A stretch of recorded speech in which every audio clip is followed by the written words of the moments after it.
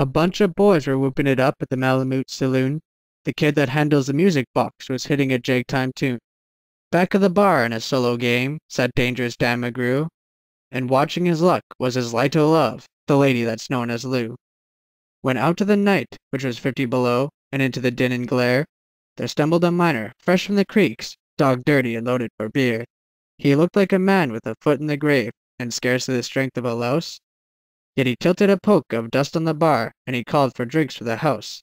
There was none could place a stranger's face, though we searched ourselves for a clue. But we drank his health, and the last to drink was Dangerous Dan McGrew. There's men that somehow just grip your eyes, and hold them hard like a spell, and such was he, and he looked to me like a man who had lived in hell, with a face most hair, and the dreary stare of a dog whose day is done, as he watered the green stuff in his glass, and the drops fell one by one. Then I got to figuring who he was, and wondered what he'd do, and I turned my head, and there watching him was the lady that's known as Lou. His eyes went rubbering round the room, and he seemed in kind of a daze, till at last the old piano fell in the way of his wandering gaze. The ragtime kid was having a drink. There was no one else on the stool, so the stranger stumbles across the room and flops down there like a fool. In a buckskin shirt that was glazed with dirt, he sat, and I saw him sway. Then he clutched the keys with his taloned hands. My God, but that man could play!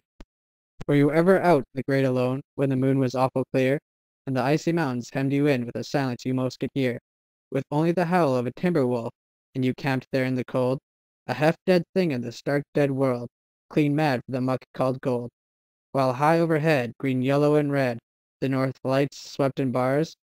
Then you've a hunch what the music meant, hunger and might and the stars.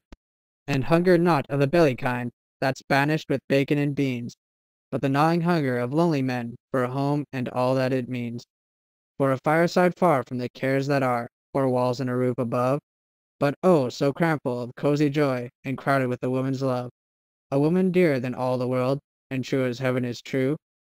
God, how ghastly she looks through her rouge, the lady that's known as Lou. Then on a sudden the music changed, so soft that you scarce could hear, but you felt that your life had been looted clean of all that it once held dear, that someone had stolen the woman you loved, that her love was a devil's lie, that your guts were gone and the best of you was to crawl away and die. 'Twas the crowning cry of a heart's despair, and it thrilled you through and through, said Dangerous Dan McGrew. The music almost dies away, then it bursts like a pent-up flood, and it seemed to say, "Repay, repay," and my eyes were blind with blood. The thought came back of an ancient wrong, and it stung like a frozen lash, and the lust awoke, to kill, to kill. Then the music stopped with a crash, and the stranger turned, and his eyes they burned in a most peculiar way. In a buckskin shirt that was glazed with dirt, he sat, and I saw him sway. Then his lips went in a kind of grin, and he spoke, and his voice was calm.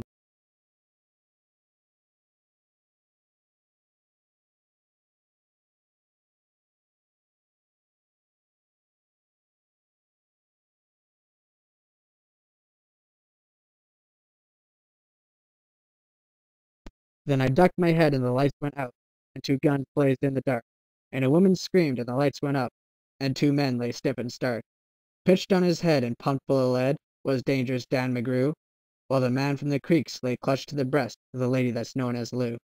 These are the simple facts of the case, and I guess I ought to know. They say the stranger was crazed with hooch, and I'm not denying it's so.